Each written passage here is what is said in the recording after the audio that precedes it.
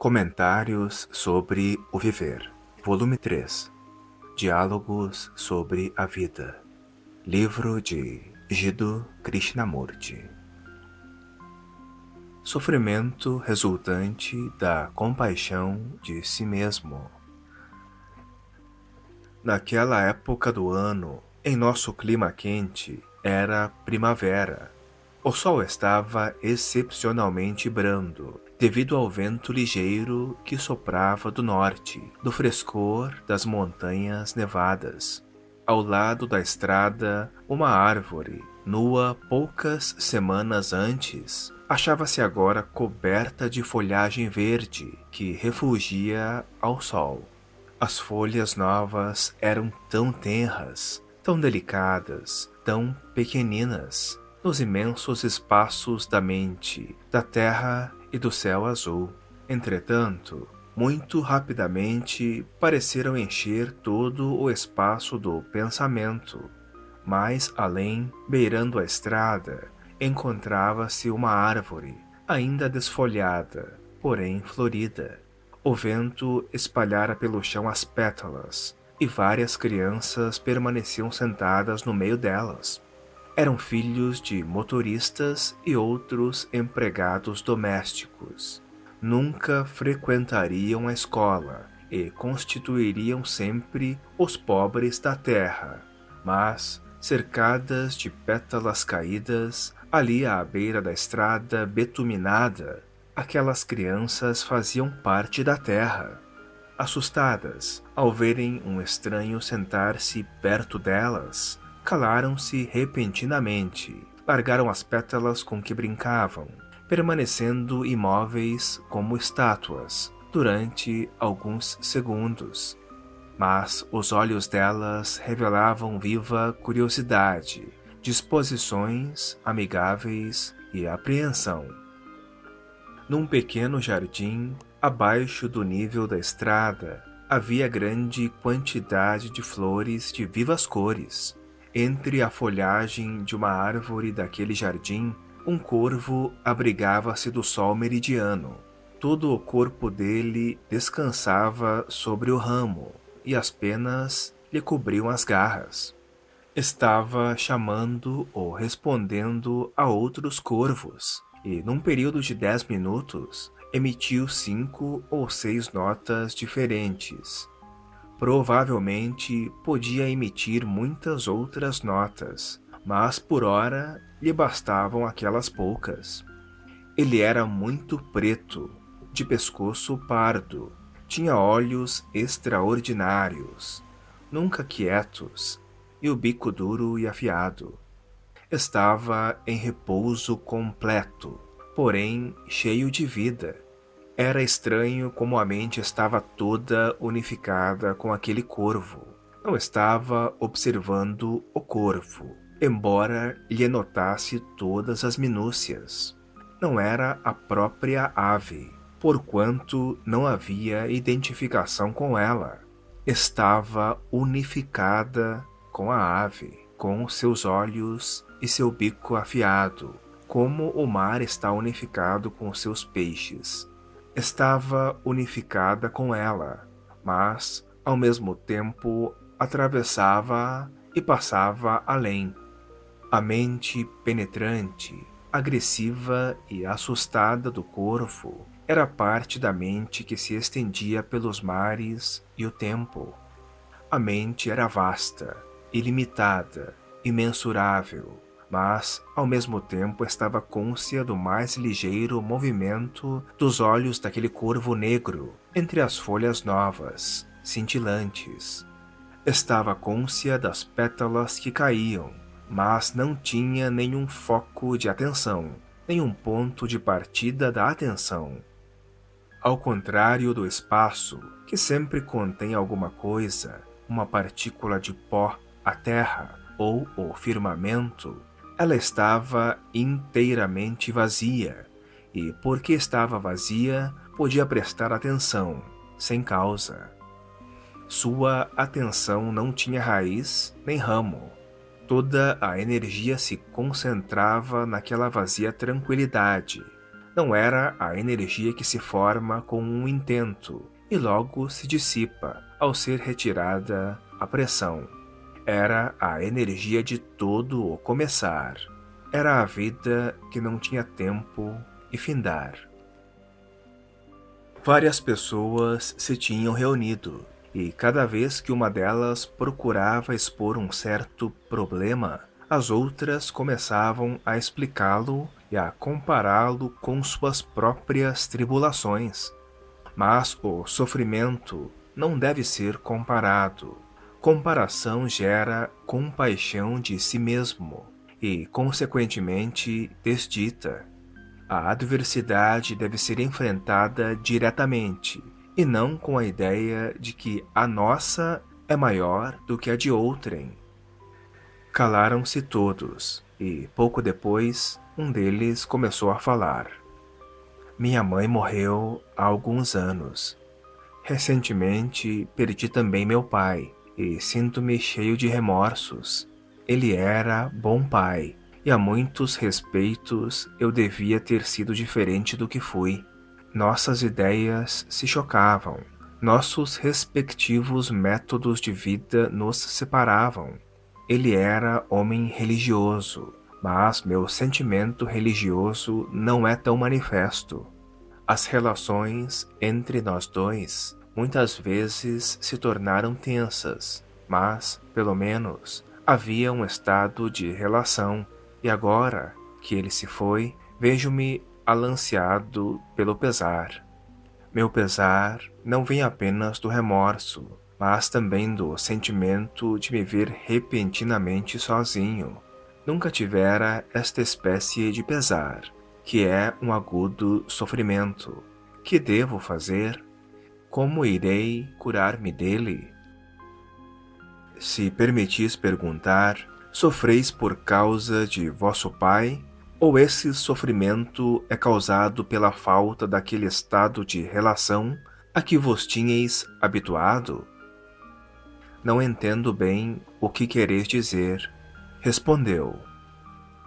Sofreis porque vosso pai morreu ou porque vos sentis só? O que sei é que sofro e desejo livrar-me disso. Não compreendo realmente o que quereis dizer. Tereis a bondade de explicá-lo? É bastante simples, não? Ou sofreis por causa de vosso pai, isto é, porque ele amava a vida e desejava viver, e agora é morto?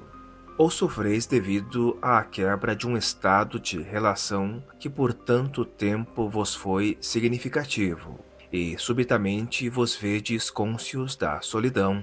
Pois bem, qual é o caso? Vós sofreis, sem dúvida, não por causa de vosso pai, mas porque vos vedes só, e vosso sofrer é aquele que resulta de terdes pena de vós mesmo. Que é solidão em seu sentido exato? Já alguma vez vos sentistes só? Sim, já muitas vezes dei passeios solitários. Costumo fazer longas excursões a pé, sozinho, principalmente nas férias.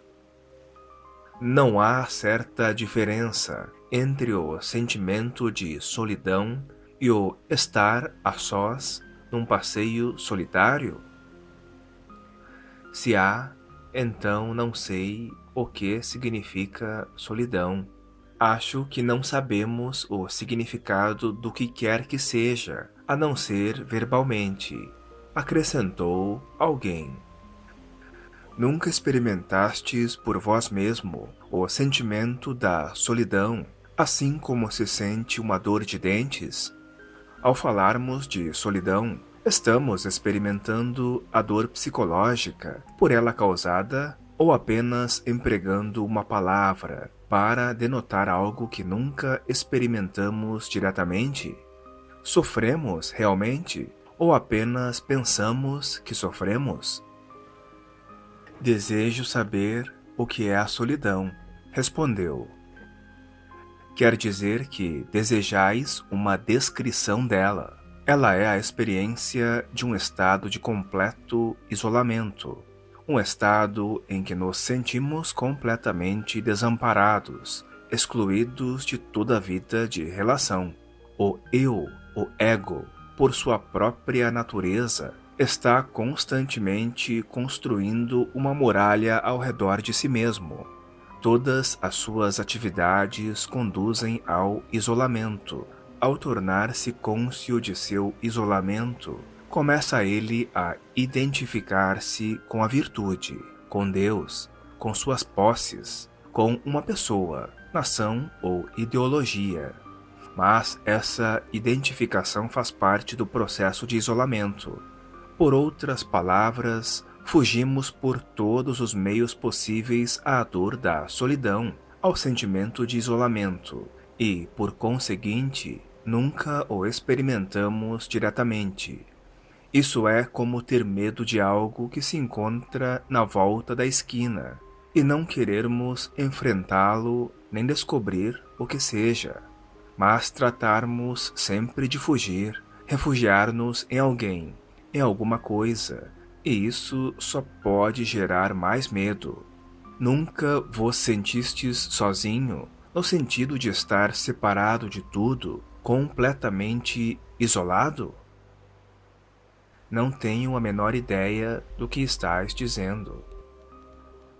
Neste caso, se me permitis perguntar, sabeis realmente o que é sofrimento? Estais experimentando o sofrimento tão intensamente, com tanta veemência, como sentis uma dor de dentes? Quando sentis dor de dentes, agis, procurais o dentista. Mas quando se apresenta o sofrimento, fugis dele, apelando para a explicação, a crença, a bebida, etc. Atuais, mas vossa ação não é a ação que liberta a mente do sofrimento, é? Eu não sei o que faça, e por isso é que estou aqui. Antes de poderdes saber o que deveis fazer, não deveis descobrir o que é realmente o sofrimento? Não formastes meramente uma ideia, um juízo do que seja o sofrimento?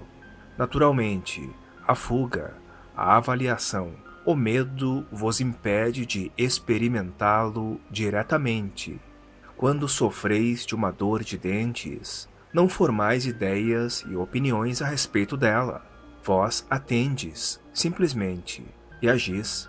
Mas, no caso presente, não há ação imediata nem remota, porque, na realidade, não estáis sofrendo. Para sofrer e compreender o sofrimento, cumpre olhá-lo de frente e não fugir dele. Meu pai se foi, irremediavelmente, e por isso sofro. Que devo fazer para pôr-me fora do alcance do sofrimento? Nós sofremos porque não percebemos a verdade relativa ao sofrimento. O fato e as ideias que formamos a respeito do fato são duas coisas inteiramente distintas, que levam em duas direções diferentes.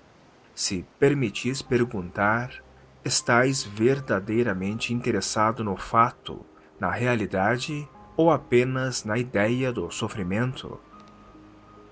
Não estais respondendo à minha pergunta, Senhor, insistiu ele. Que devo fazer? Desejais fugir do sofrimento ou ficar livre dele? Se apenas desejais fugir, nesse caso, uma pílula, uma crença, uma explicação, uma diversão poderá produzir efeito, com as inevitáveis consequências, ou sejam a dependência, o medo, etc. Mas, se desejais ser livre de sofrimento, deveis cessar de fugir e vos tornardes cônscio dele, sem julgamento, sem escolha. Deveis observá-lo, aprender tudo a seu respeito, conhecer suas mais profundas complicações. Então, já não o temereis, e já não haverá o veneno da piedade de si mesmo. Com a compreensão do sofrimento, vem a libertação dele.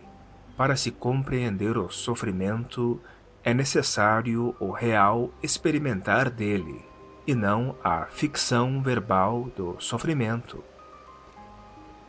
Permitis-me só mais uma pergunta, interrompeu um dos outros. De que maneira devemos viver nossa vida de cada dia? Como se só tivéssemos aquele único dia para viver, aquela única hora. Como? Se só tivesseis uma hora para viver, que faríeis? Deveras, não sei, respondeu ansiosamente. Não tomaríeis as necessárias providências, exteriormente, relativas a vossos negócios, vosso testamento, etc. Não reuniríeis vossa família, vossos amigos, para pedir-lhes perdão pelo mal que, porventura, lhes tivesseis causado, e perdoar-lhes pelo mal que, porventura, vos tivessem feito? Não morreríeis completamente para as coisas da mente, para os desejos e para o mundo?